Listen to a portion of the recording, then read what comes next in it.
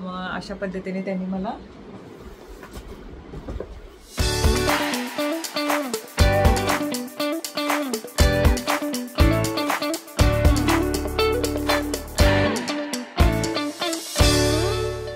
Hello नमस्कार, मी Dhanashree house क्वीनमध्ये तुमचं खूप सारं स्वागत करते। आजचा दिवस तुम्हाला खूप छान आनंदात जाऊ दे, तुमच्या मनातल्या सगळ्या चांगल्या इच्छा स्वामी महाराज पूर्ण करू देत। आज आहे शनिवार, उद्या आहे गतारी अमावस्या, दीप अमावस्या।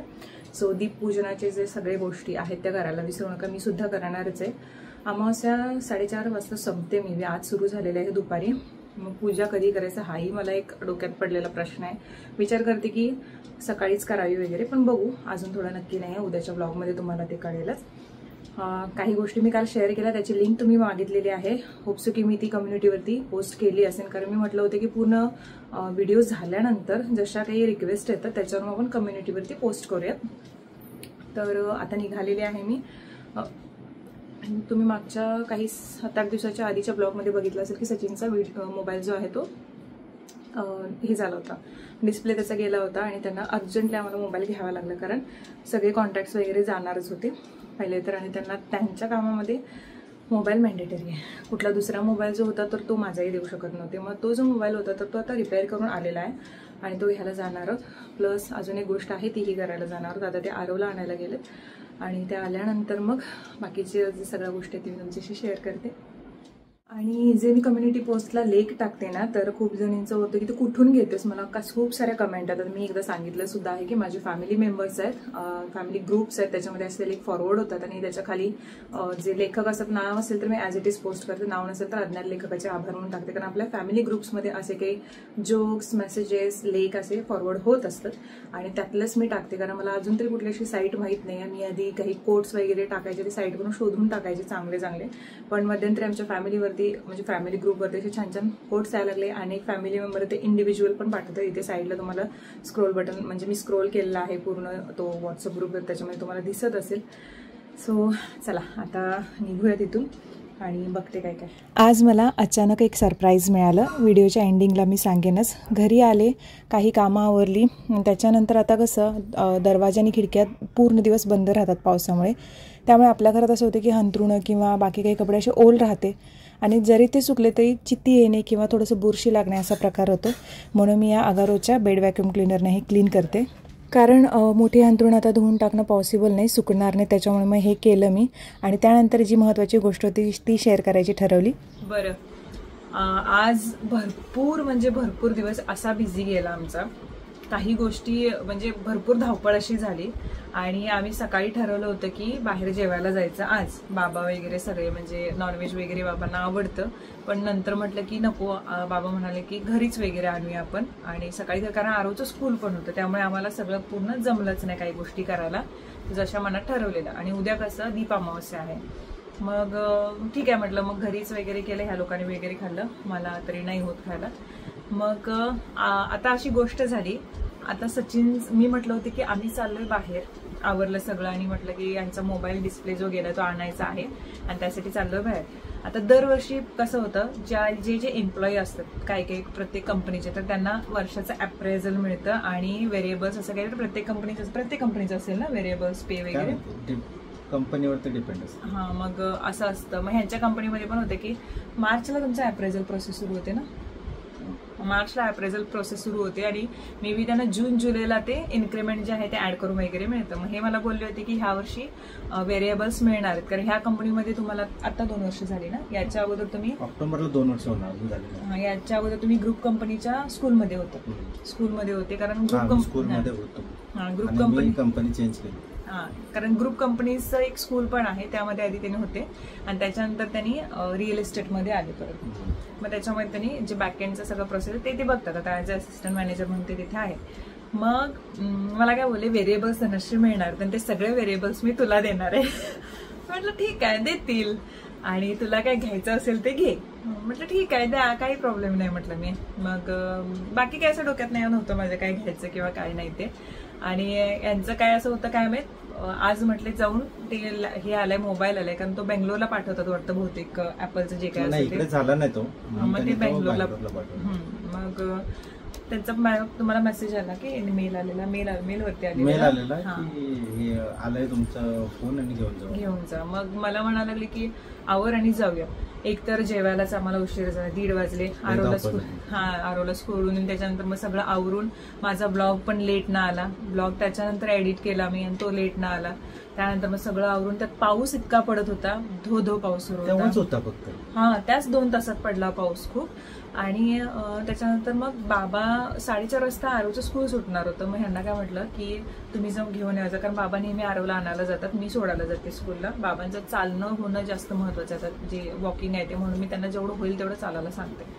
मग ते आणायला जातात. पाऊस जास्त होता त्याच्यामुळे मी काय म्हटलं की तुम्ही जाऊन घेऊन या आणि मग मी थांबते आणि नंतर मी तयार होऊन बसते, मग आपण एकत्र जाऊया. मग चहा वगैरे यांनी घेतला आणि त्याच्यानंतर आम्ही निघालो. 6 वाजता ते बंद होणार होतं ना सर्व्हिस सेंटर. मी म्हणाल नाही, आपण गेलो तर 6च्या आतच जायला पाहिजे, तर सर्व्हिस सेंटर बंद होणार. आम्ही 5ला निघालेलो. तिथे गेलो आणि ह्यांचा मोबाईल मिळाला. मग मला म्हणायला लागले मॅकबुक बघायचं काय. मी म्हटलं आम्हाला लॅपटॉप घ्यायचा होता, पण माझं कसं होत होतं, हे म्हणायला लागले की धनश्रुत एक कॅमेरा घ्यायला हवास, कारण तू इंस्टाग्रामचे शूट वगैरे करताना किंवा हे करताना तुला बरं पडेल.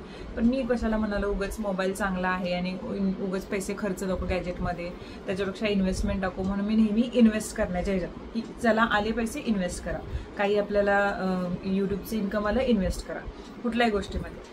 मग ते सारखे लागले की तू लॅपटॉप घे, लॅपटॉपवरती तुला प्रॉपर पडेल सगळ्या गोष्टी करणं. सगळेजण एडिटिंग लॅपटॉपवरतीच करतात, तूच एकटी असेल जे मोबाईलवरती करतेस. की नको खर्च, नको आपल्याला काही गोष्टी साध्य करायच्या, त्याच्यामुळे एक्स्ट्राचं नको. तिथे गेल्यावर मला म्हणतात मॅकबुक घ्यायचं. म्हटलं काहीतरीच काय करायला लागलाय का बसा म्हटलं. पण नाही म्हणायला लागले तुला घ्यायचं असेल तर मॅकबुक घे, एडिटिंगला पण तुला चांगलं पडेल. आणि दुसरी गोष्ट अशी की ते हॅकचं वगैरे ज्या गोष्टी आहेत ॲपलच्या त्या एवढ्या सिक्युअर आहे ते. मग अशा पद्धतीने त्यांनी मला मॅकबुक गिफ्ट केलेला आहे, मॅकबुक एअर. आता एवढा गोंधळ सांगण्याचं कारण का, कारण हे सरप्राईज होतं त्यांच्याकडून, कारण मी नाहीच म्हणत होते, मला लॅपटॉप घ्यायचाच नाहीये, मला फक्त याच्यावरती करायचं. मध्यंतरी माझं सुरू होतं की एखादा सेकंड हँड घ्या, आणि आमच्या घरी होता पण जो सेकंड हँड होता तो, म्हणजे अजून पण आहे तो, पण त्याच्यावरती एवढं वर्क होत नाही, कारण ते ह्याचा इश्यू येतो, चार्जिंगचा वगैरे थोडा इश्यू येतो, त्याच्यामुळे जुना आहे. मग ते माझं नकोच राहू दे. मग त्यांनी ते हे घेण्याच्या नादात मला तिथे त्यांनी हा जो मॅकबुक आहे तो गिफ्ट केलेला आहे त्यांच्याकडून. आणि मी खूप खूप आभारी आहे तुमची, थँक्यू सो मच. तसं तुम्ही नेहमी केलं, भरपूर केलं माझ्यासाठी. तर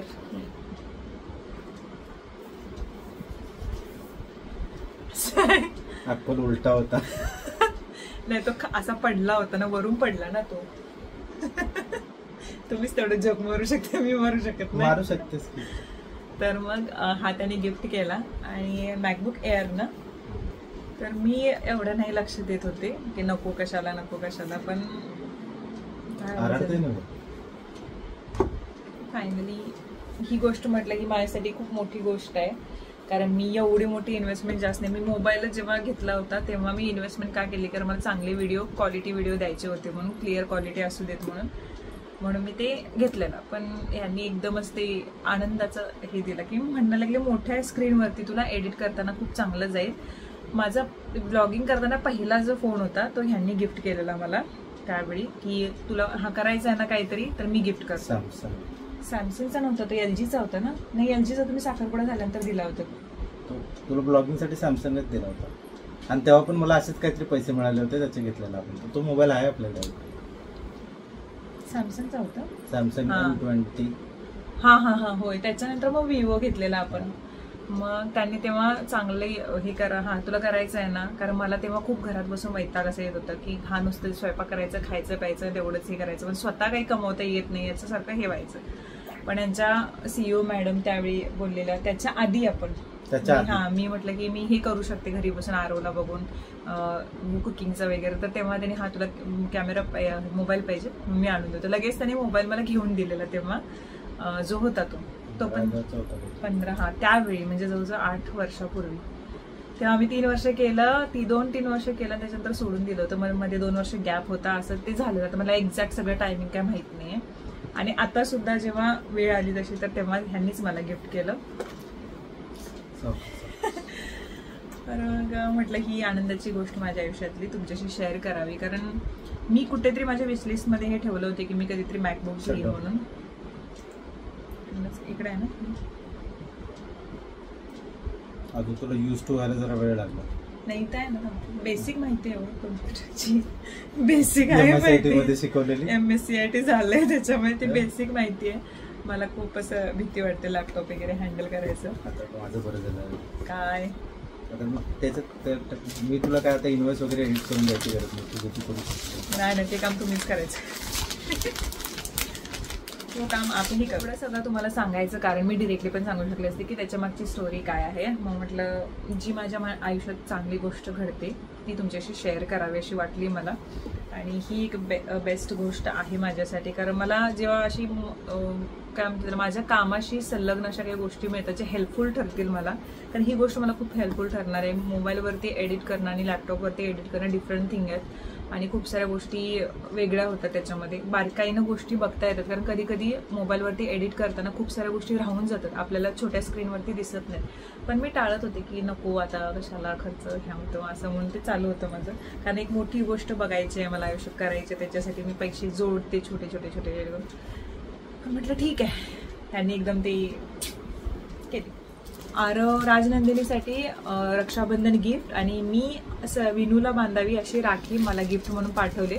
तिचे डिटेल्स मी देईन, कस्टमाइज तिनं करून पाठवले. याच्यातलं काढा आरवकडनं राजनंदिनीला गिफ्ट. मस्त केलंय हो, छान केलंय राजनंदिनीचे सगळे फोटो हे करून, मस्त मस्त भारीच केलंय. मी अनएक्सपेक्टेड होतं माझ्यासाठी हे असं कसं. आणि ही विनूसाठी राखी म्हणजे मी बांधावी अशी मस्त आहे राखी, पण छान आहे, विलायची राखी आहे. हां, आणि सगळे जे हे आहेत तुम्ही खूप सगळ्यांनी रिक्वेस्ट केलाय की ते जे मी सगळं घेतलेलं आहे घराच्या याच्यासाठी काल, तर ते सगळं लिंक तुम्हाला द्यावं. तर आज मला पॉसिबल नाही झालं ते कम्युनिटीला टाकणं.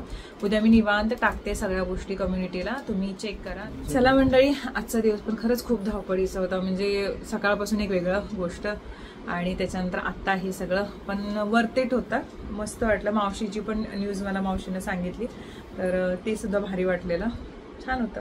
चला तर मग आजचा व्हिडिओ जो आहे ते इथे संपतो. उद्या आपण भेटू, तोपर्यंत बाय बाय.